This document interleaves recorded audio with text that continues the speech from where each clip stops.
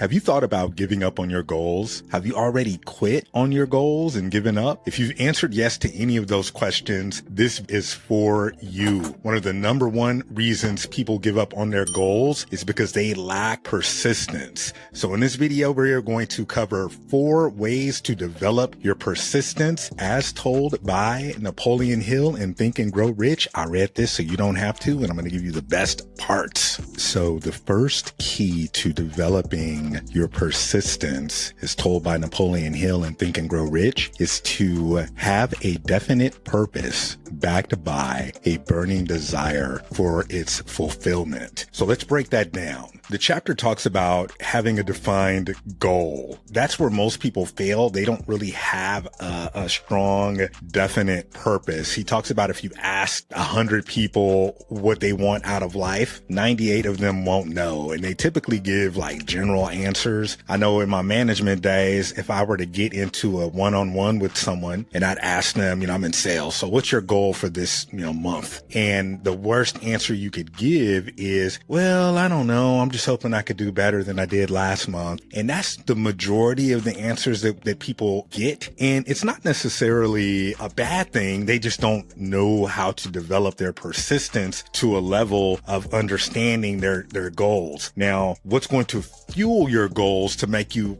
really go hard after them and not quit is by having a burning desire around those goals. And a burning desire means like, how bad do you want it? There's a chapter in here. It says the starting point of all achievement is desire. Keep this constantly in mind. And this is the kicker. This is what I really love. Weak desires bring weak results. Just as a small amount of fire makes a small amount of heat. If you find yourself lacking in persistence, this weakness may be remedied, by building a stronger fire under your desires. So what that means to me is that if you're lacking in your goals or in the fulfillment of your goals, you may want to check the temperature of your desires because that's usually where it starts. So step number 1 is having a definite purpose, knowing your goals and being very clear about those goals. It's almost your expectations of yourself. But he talks about writing out your goals, having a definite date by when you want to achieve those goals and signing them. It goes a little deeper, but have a definite purpose that you can adhere to and hold yourself accountable to with a strong burning desire for its achievement, for its fulfillment. So to piggyback on the planning piece that we talked about in step 1, we'll dig even deeper into it because step 2 is having a definite plan. And he takes it a step further, having a definite plan expressed in continuous action. So continuous action, let's riff on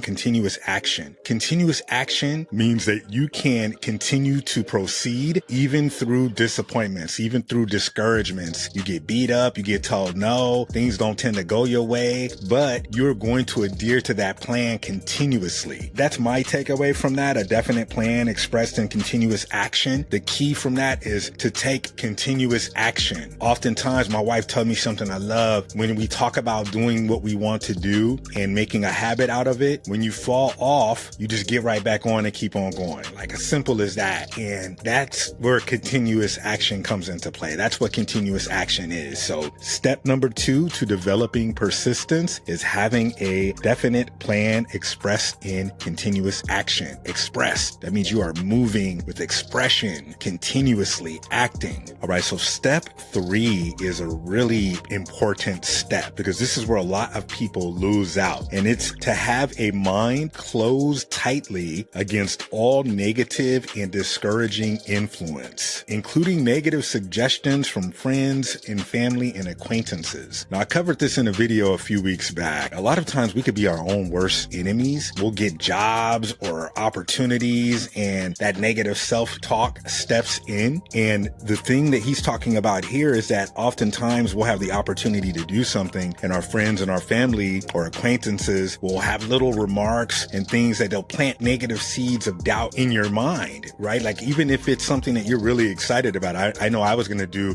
something a while back and told everybody about it, and it was getting really good feedback. And then I told someone super close to me, and they shut it down, and it actually affected me negatively because I trusted that person so much. My persistence wasn't as strong at that time as I thought it was, because if the desire was burning as strong, I wouldn't have paid that person any mind. Like, I've got this podcast here and I'm going straight. It's like nobody can really tell me anything. I just one or two people who I'll be like, hey, but you really have to work to develop the resistance, okay, of the negativity. And these people don't necessarily mean to be negative. It's just that you're doing something that's different. It's something that many people don't do. I mentioned that if you ask 100 people, what are their goals? What do they want out of life? They're going to not know. So if you've got that plan and you're expressing that plan, if you've got that purpose and you have that plan that you're expressing in continuous action, and you're closing your mind off to the negativity, it's going to really allow you to persist, okay, with confidence. The entire point of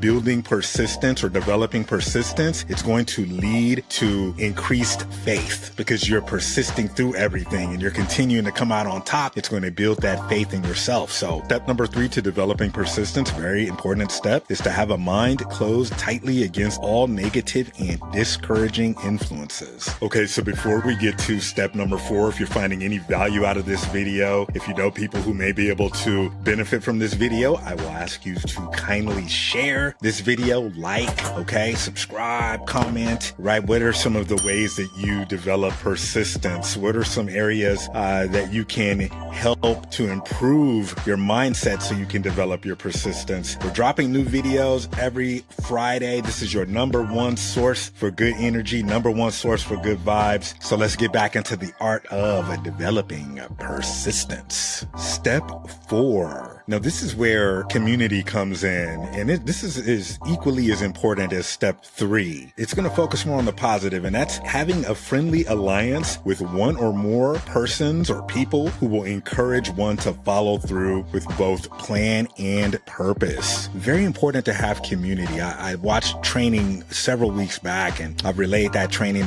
to some people that I know. They talk about if you're going to put yourself out there or attempt to go for any specific type of goal, you want to certainly have a strategy, and then you also want to have the mindset to follow through on that strategy, and then you also want to have community. In a community, having a community, 2 or 3, people where 2 or 3 are gathered, right? You want to have a community that's going to foster your growth. You don't want to have a community where there may be, some jealousy or people who aren't really going for it like that. Usually, again, 98 out of 100 people they don't really know what they want out of life, right? So you want to have 1 or 2 people that you can rely on that will help push you through when you want to quit, when you don't want to do it anymore. Someone you can confidently reach out to and say, hey, I'm thinking about, quitting. Like, what do I do?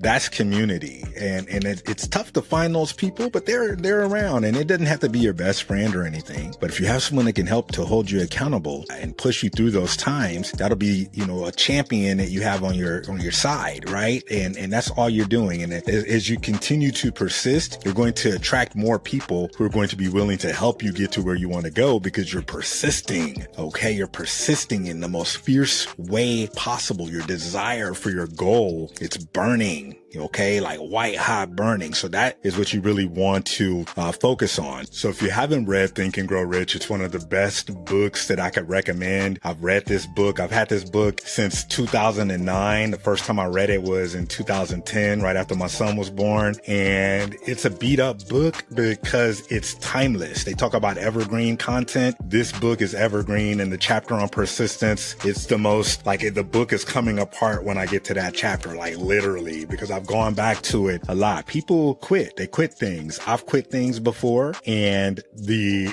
season that we're in now is going to require a lot of persistence. You talk about the recession. There were years ago, I got laid off from a job, and I got laid off because I wasn't going hard. I wasn't as persistent. I can look back now and say that. I just kind of went with it. I rested on past accolades. That's one thing that you don't want to do, right? Persistence is always going. There's always a race, but Napoleon Hill Hill talks about being self-reliant. So it's your race. And a lot of people fail with persisting because they start to compare themselves to other people. So I really like that note on just being self-reliant. Even if your people that you depended on before start to drop off, maybe they're not into what you're doing anymore, you still have to continue to go because that self-reliance means that this is your race, not theirs, right? I really like that. I like having a plan, like a definite, strong plan that you sign, kind of pretty much like expectations of yourself. Another thing he said about just a factor of persistence is having accurate knowledge. Guessing instead of knowing destroys persistence. So that's something that you want to really keep in mind as you put together a plan. Don't guess. Again, I talked about, meeting with people previously, and they would say that, they don't know. They don't know what they want to do. They don't know where they're at. One way to avoid that is to just have accurate knowledge, know where you stand, know what you're doing, and you can easily overcome. He talks about persistence being the definition of courage and bravery is persistence, right?